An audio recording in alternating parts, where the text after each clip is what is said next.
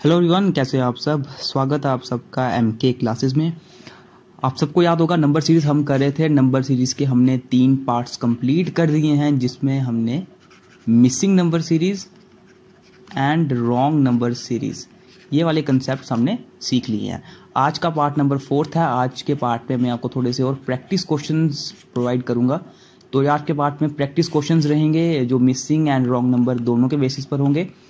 जिन्होंने अभी तक हमारे नंबर सीरीज के पुरानी वीडियोस नहीं देखी हैं दोस्तों, पहले आप हमारी पुरानी वीडियोस भी देखें, उससे आपको काफ़ी ज़्यादा फायदा होगा, क्योंकि उसमें पर्टिकुलरली मिसिंग नंबर सीरीज पर भी क्वेश्चंस आपको मिल जाएंगे और रॉन्ग नंबर सीरीज पर भी क्वेश्चंस आपको इससे पहले वाले 3 पार्ट्स में मिल जाएंगे। आज का 4th पार्ट प्रैक्टिस क्वेश्चंस पे रहेगा। इनके पहले वाले पार्ट्स में भी प्रैक्टिस क्वेश्चंस थे। तो जो भी हमारे चैनल पर न्यू है दोस्तों, आप हमारे चैनल को सब्सक्राइब कर सकते हो।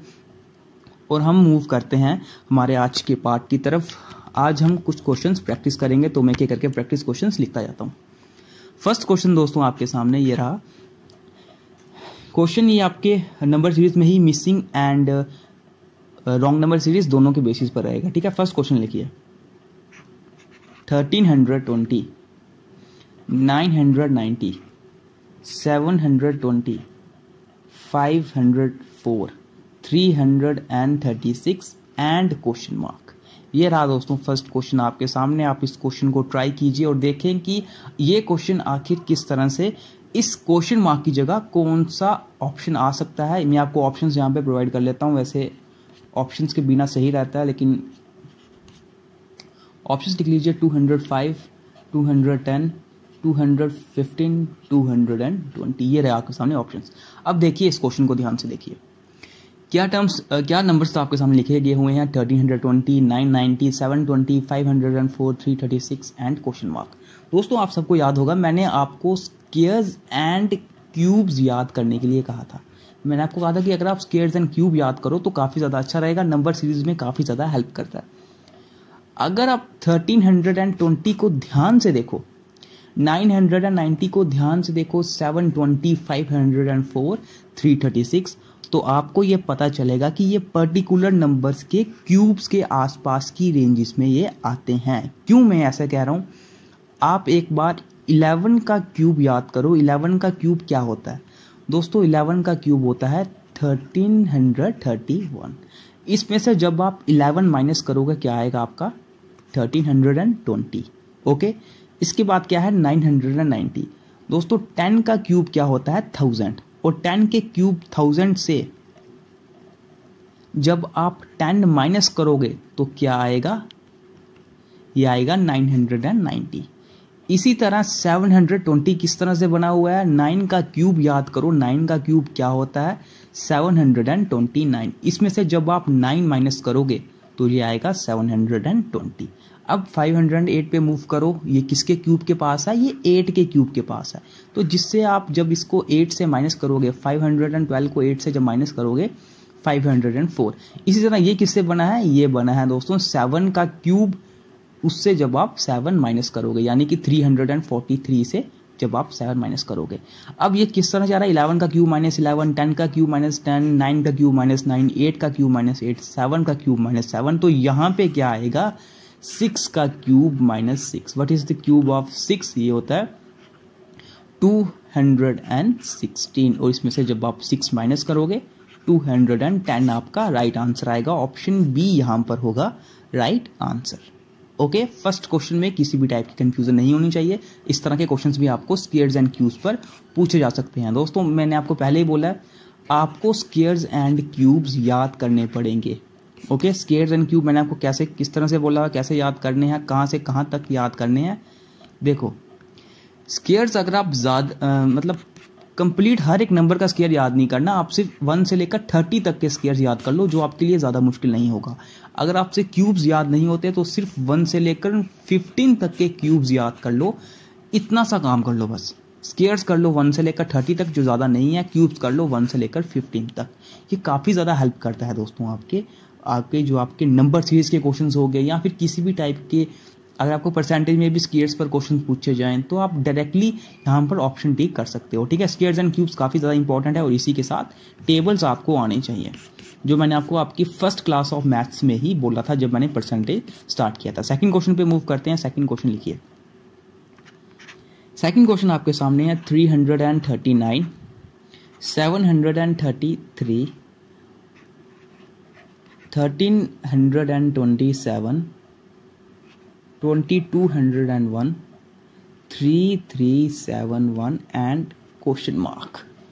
अब यहां पर ध्यान से देखो, ऑप्शंस में आपको दे देता हूं। ऑप्शन आप लिख सकते हो 4900, ऑप्शन बी है 4915, ऑप्शन सी है 4917, ऑप्शन डी है 4919। ये 4 ऑप्शंस आपके सामने हैं। क्वेश्चन देखो और ट्राई करो कि क्या ये क्वेश्चन आपसे हो सकता है कि नहीं।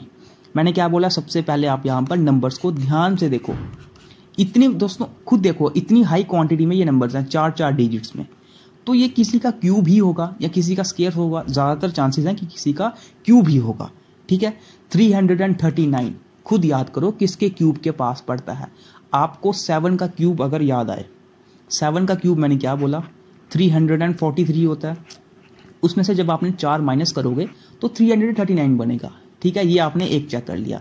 दूसरे को चेक करो 733, आखिर ये किसके क्यूब के पास पड़ रहा है, ये 9 के क्यूब के पास पड़ रहा है, क्योंकि 9 का क्यूब होता है 729। ठीक है, उसमें आपको 733 किस तरह बनाना पड़ेगा कि 4 प्लस करना पड़ेगा। तो ये लो 4 प्लस किया तो 733 बन गया।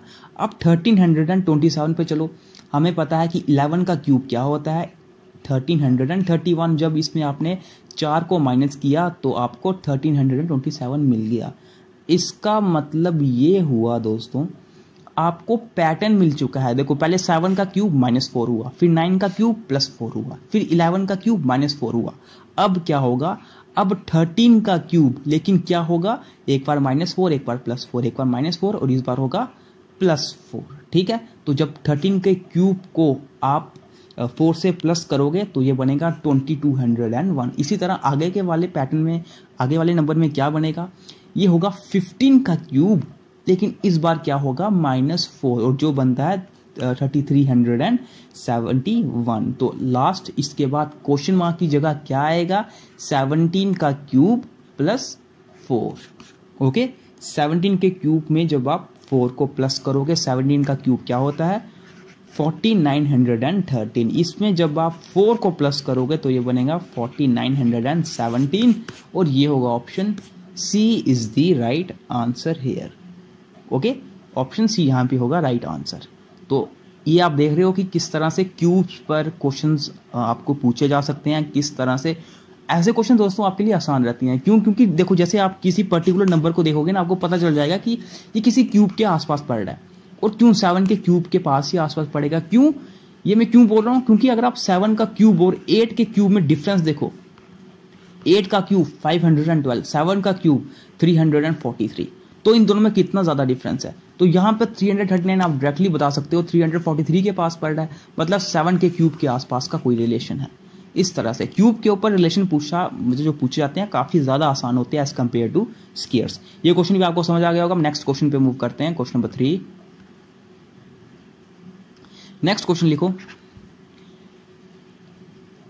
157.5, 45, 15, 6, 3, 2 एंड 1। अब ये जो मैंने पूरी सीरीज लिखी है ये है रॉन्ग नंबर सीरीज के ऊपर क्वेश्चंस। ठीक है, यहां पे आपको रॉन्ग नंबर पहचाना है कि कौन सा रॉन्ग नंबर है। आपको ऑप्शन ले लेता हूं। ऑप्शन ए है 1, ऑप्शन बी है 2, ऑप्शन 3 है सी, ऑप्शन डी है 6। तो आपको पहचानना है कि रॉन्ग नंबर इसमें से कौन सा है। तो रॉन्ग नंबर पहचानने के लिए क्या मैंने बताया हुआ है कि आपको पहचानना पड़ेगा कि इनमें से हर एक पर कोई एक पर्टिकुलर पैटर्न चल रहा है, किसी हर एक इस पूरी सीरीज में कि एक पर्टिकुलर पैटर्न चलना चाहिए, और जो नंबर उस पर्टिकुलर पैटर्न को फॉलो नहीं करेगा वो ही आपका रॉन्ग नंबर होगा। यहाँ पे किसी भी एक पहले बीच में किसी भी एक टर्म को उठा लो, किसी भी दो नंबर्स को उठा लो। सपोज मैं 45 और 15 को कंसीडर करता हूँ। ठीक है, आप चाहे राइट टू लेफ्ट चलो या लेफ्ट टू राइट चलो, कोई प्रॉब्लम नहीं है। ठीक है, मैं देखता हूं पहले 15 से 45 कैसे बना है। अगर 15 को मैं मल्टीप्लाई 3 से करूं या फिर 45 को मैं डिवाइड करूं किससे 3 से, तो ये 15 बन जाएगा। ठीक है, इसी तरह 6 से 15 कैसे बनेगा दोस्तों? 6 से 15 ये ऐसे बनेगा अगर आप इसको मल्टीप्लाई करो 6 को 2.5 से। इसका मतलब जब आप 15 को डिवाइड करोगे 2.5 से ये बनेगा 6। मुझे दो चीज़ों का पता चल गया, इससे आगे भी मैं चेक कर लेता हूँ। 6 से 3 कैसे बनता है अगर आप इसको डिवाइड करोगे 2 से। ओके, 3 से 2 कैसे बनता है अगर आप इसको डिवाइड करोगे 1.5 से। क्यों? क्योंकि 2 को जब आप 1.5 से मल्टीप्लाई करो 3 आएगा। तो इसी तरह 45 से 157.5 किस तरह से बना होगा? जब आपने इसको मल्टीप्लाई किया होगा 3.5 से। तो इसका मतलब ये हुआ जब 157 को आपने 3.5 से डिवाइड किया तो ये 45 बना। आपको पैटर्न मिल चुका है। क्या हुआ? सबसे पहले 157.5 को 3.5 से डिवाइड हुआ, फिर 3 से डिवाइड हुआ, फिर ये 2.5 से डिवाइड हुआ, फिर ये 2 से डिवाइड हुआ, फिर ये 1.5 से डिवाइड हुआ, और अब ये किससे डिवाइड होना चाहिए? 1 से डिवाइड होना चाहिए। और जब 2 को 1 से डिवाइड करेंगे तो ये आएगा यहां पर 2 ना कि 1। तो यहां पर रॉन्ग नंबर क्या है? रॉन्ग नंबर यहां पर है ऑप्शन ए 1। 1 यहां पर नहीं आना चाहिए था, 1 की जगह 2 यहां पे राइट आंसर होगा। ओके, ये वाला क्वेश्चन बिल्कुल सिंपल था अगर आपने पैटर्न पहचान लिया होगा तो। हम इसके बाद एक और नेक्स्ट क्वेश्चन करते हैं। नेक्स्ट क्वेश्चन पे हम मूव करते हैं। एक और क्वेश्चन लिखो।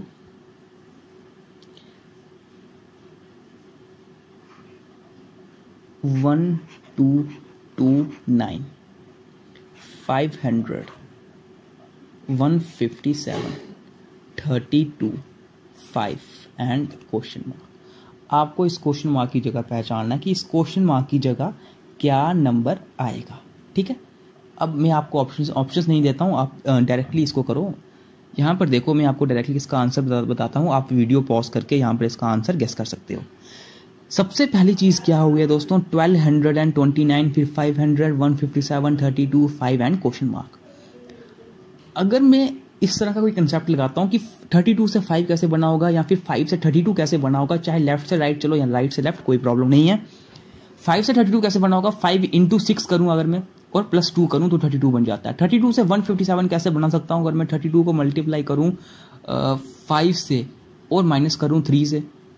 5 2 10, 5 से 15 16, 160 माइनस 3। तो ये कुछ पैटर्न बना नहीं है, ये कुछ सही पैटर्न बना नहीं है। पहले 6 से मल्टीप्लाई हुआ, 2 से प्लस हुआ, फिर 5 से मल्टीप्लाई हुआ, फिर 3 से माइनस हुआ। और अगर मैं अब इसका देखूं तो इससे 157 से 500 बनाना 3 से मल्टीप्लाई करना पड़ेगा।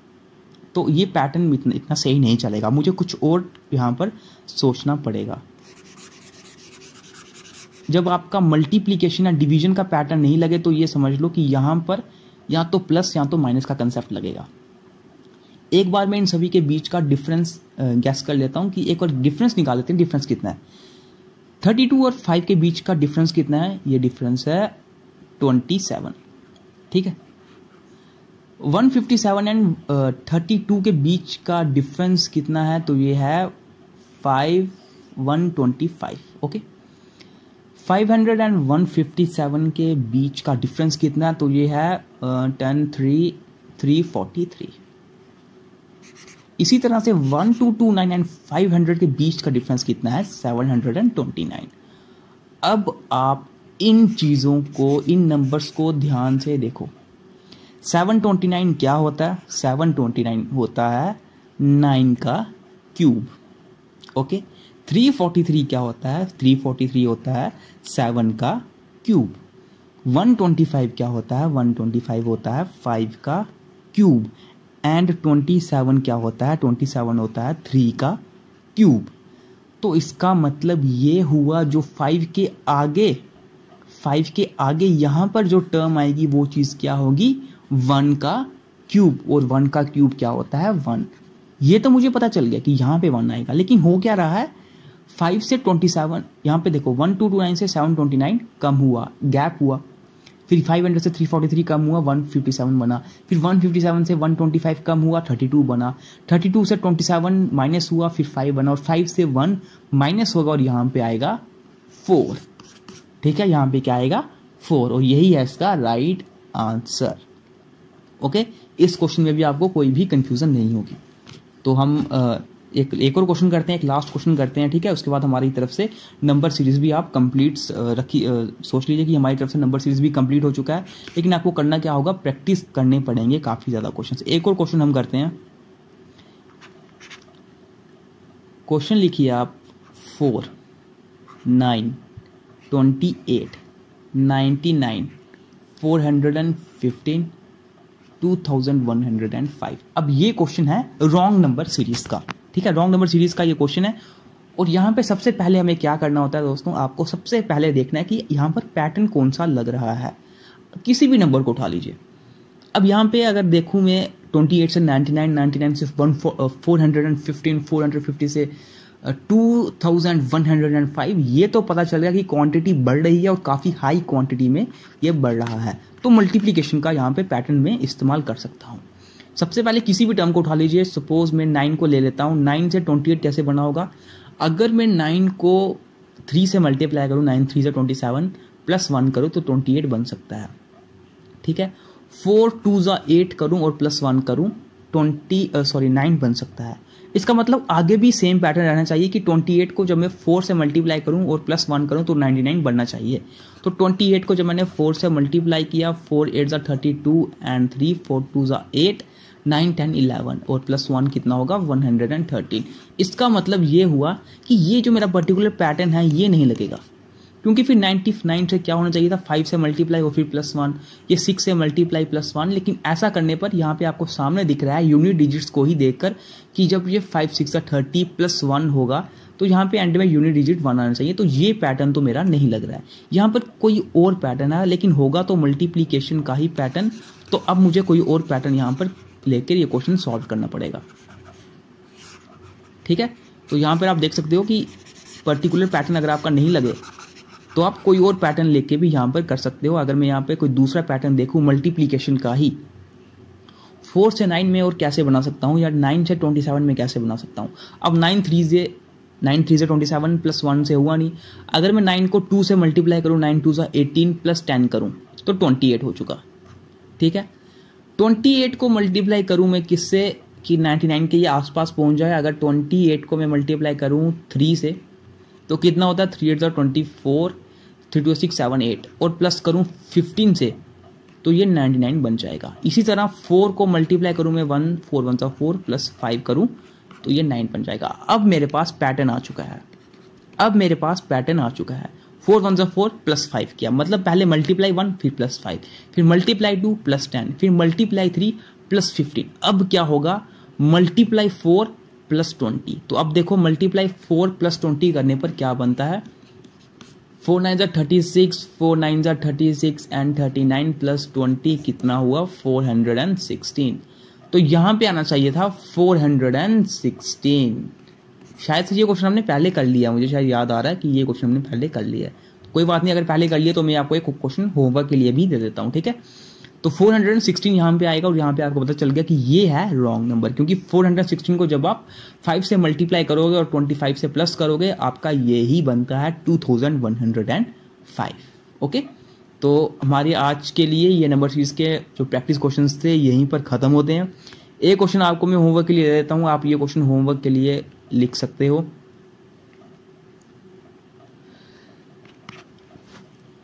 क्वेश्चन लिखिए, एक सिंपल सा ही क्वेश्चन मैं आपको देता हूं।